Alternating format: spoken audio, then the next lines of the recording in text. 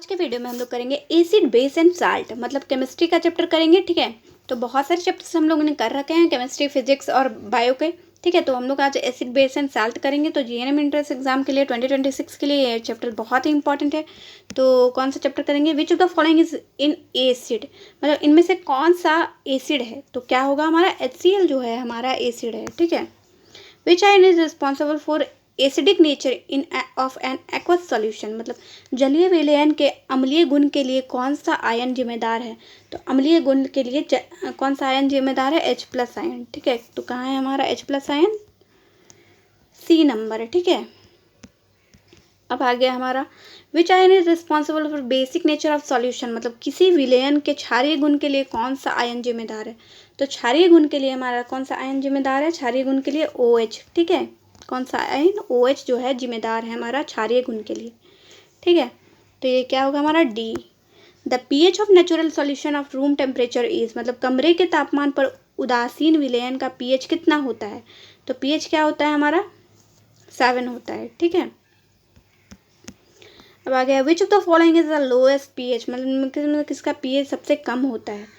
तो सबसे pH किसका कम होता है? लेमन जूस का जो है pH वो सबसे कम होता है। ठीक है, नींबू के रस का pH सबसे कम होता है। नींबू के साइट्रिक अम्ल होता है और इसीलिए इसका pH सबसे कम होता है। ठीक है, blue litmus paper turns in red in acidic solution. ठीक है, ब्लू लिटमस पेपर जो होता है वो रेड में कन्वर्ट हो जाता है एसिडिक सॉल्यूशन में।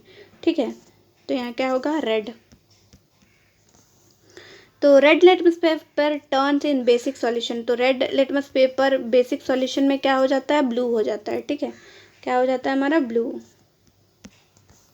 Which of the following is a natural indicator, मतलब निम्नलिखित में से कौन सा प्राकृतिक सूचक है? तो नेचुरल इंडिकेटर कौन सा है? ये क्वेश्चन आया है। ठीक है, तो लिटमस जो है हमारा, लिटमस पेपर जो है वो हमारा नेचुरल इंडिकेटर है।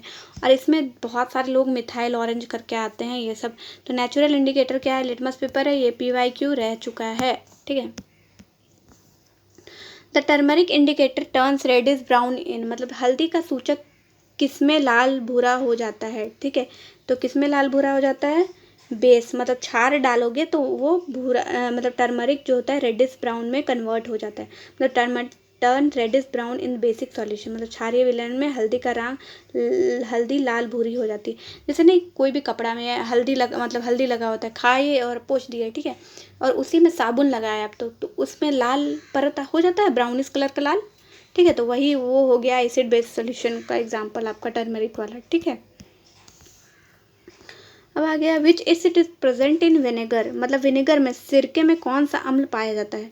तो सिरके में कौन सा अम्ल पाया जाता है हमारा? Acetic acid. ठीक है, क्या पाया जाता है? Acetic acid. ठीक है, ये कहाँ है हमारा? B number.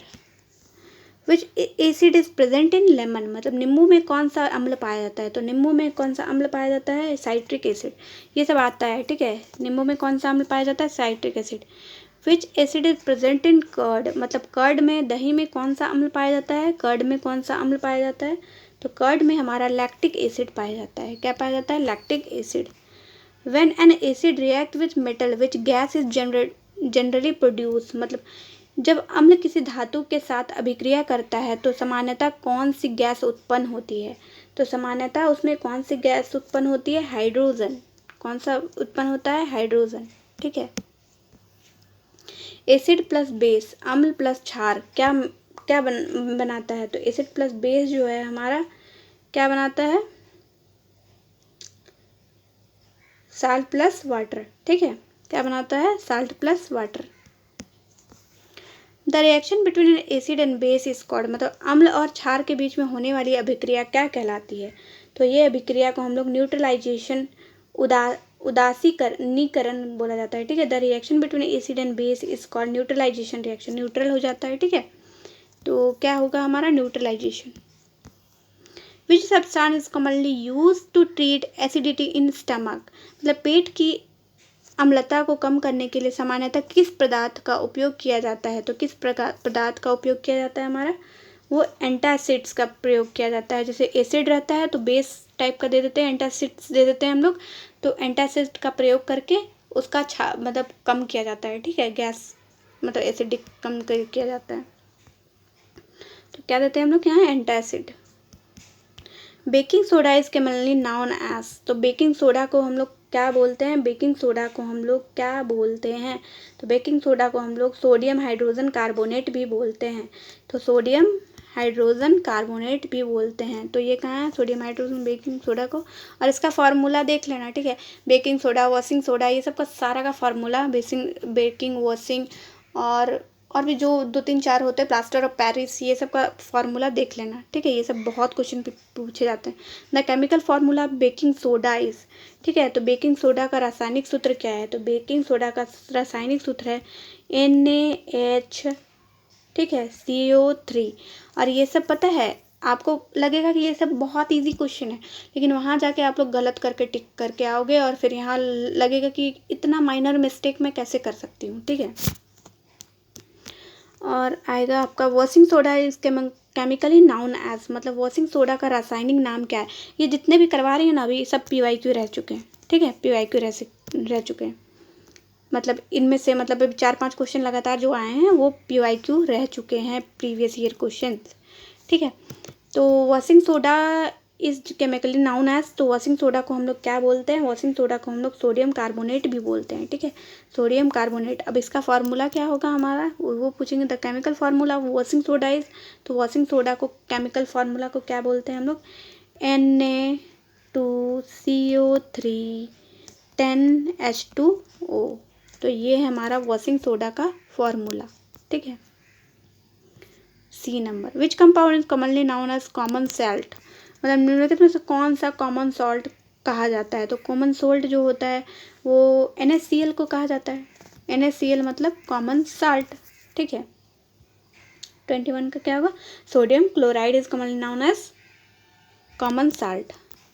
Bleaching powder is represented by, मतलब ब्लीचिंग पाउडर का सूत्र क्या है। देखो ये सब जो है ना पूरा MCQ मतलब PYQ ही रहा है। ब्लीचिंग मतलब जहाँ से नाम पूछने लगा है, ठीक है। Bleaching powder is represented bye, तो ब्लीचिंग पाउडर का सूत्र क्या है, तो ब्लीचिंग पाउडर का सूत्र हम लोगों की क्या है, ठीक है, CaOCl2, ठीक है। ये हमारा ब्लीचिंग पाउडर का सूत्र है, CaOCl2, ठीक है। A number, bleaching powder is commonly used for, मतलब ब्लीचिंग पाउडर का सामान्यतः उपयोग किसके लिए किया जाता है, तो ब्लीचिंग पाउडर का सामान्यतः उपयोग प्यूरिफाइड ड्रिंकिंग वाटर, मतलब पीने को पानी को शुद्ध करने के लिए किया जाता है, ठीक है। प्लास्टर ऑफ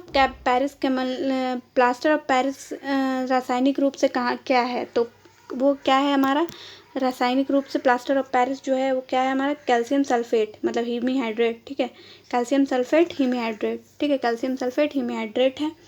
और plaster of Paris is calcium sulphate hemihydrate. और इसका उपयोग कहाँ, the chemical formula plaster of Paris, ये भी बहुत बार क्वेश्चन पूछ चुका है। प्लीज़ आप लोग ये चैप्टर का अच्छे से करके जाओ। Chemical formula plaster of Paris is, तो प्लास्टर ऑफ पेरिस का केमिकल फार्मूला क्या होगा हमारा, CaSO4 हाफ H2O, ठीक है, CaSO4 हाफ H2O कौन सा है, तो ये होगा हमारा B नंबर, ठीक है। Gypsum has the chemical formula, gypsum का रासायनिक सूत्र क्या है, तो ये भी क्वेश्चन बहुत बार पूछा है। तो जिप्सम का रासायनिक सूत्र है CaSO4 2H2O, ठीक है, CaSO4 2H2O जिप्सम का रासायनिक सूत्र है, ठीक है। ये अब which salt is used in the manufacture of glass soap and paper, मतलब किस लवक का उपयोग कांच, साबुन और कागज़ के निर्माण में किया जाता है, तो किसका निर्माण, वॉशिंग सोडा का उपयोग जो होता है किया जाता है, ठीक है। A solution with pH 2 is, मतलब pH 2 वाला विलयन कैसा होगा, तो pH 2 वाला विलयन जो होगा वो कैसा होगा, स्ट्रांगली एसिडिक, ठीक है, क्या होगा हमारा, स्ट्रांगली एसिडिक होगा। Tooth enamel start getting damaged when the pH of the mouth falls below approximately, मतलब ये भी क्वेश्चन आ चुका है, ठीक है। मुंह के pH लगभग किससे कम होने में दांतों का इनेमल क्षतिग्रस्त होने लगता है, तो दांतों का इनेमल कब क्षतिग्रस्त होता है, 5.5 से, ठीक है। Tooth enamel start getting damage when the mouth pH falls below 5.5, मतलब मुंह का pH लगभग 5.5 से नीचे जाने पर दांतों का इनेमल क्षतिग्रस्त होने लगता है, ठीक है।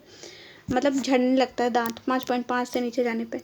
Which of the following is a strong base, ठीक है, निम्नलिखित में से कौन सा एक प्रबल क्षार है। तो एक प्रबल क्षार स्ट्रॉन्ग बेस कौन सा है हमारा, NaOH। NaOH जो है स्ट्रॉन्ग बेस है, ठीक है। तो सोडियम हाइड्रोक्साइड जो है स्ट्रॉन्ग बेस है। और ये तो बहुत सारे ये क्वेश्चन ये क्वेश्चन बहुत ज़्यादा इंपॉर्टेंट है, प्लीज़ आप लोग ध्यान दे के जाना। ये क्वेश्चन बहुत बार रिपीट भी हो चुके हैं, तो आपका मार्क्स के लिए बहुत ही इंपॉर्टेंट रहेंगे, ठीक है। तो मेरे चैनल को लाइक करें, सब्सक्राइब करें। एग्ज़ाम लिख के आओ तो आप लोग प्लीज़ बताना कि आपका एग्ज़ाम कैसा गया, ठीक है। Thank you.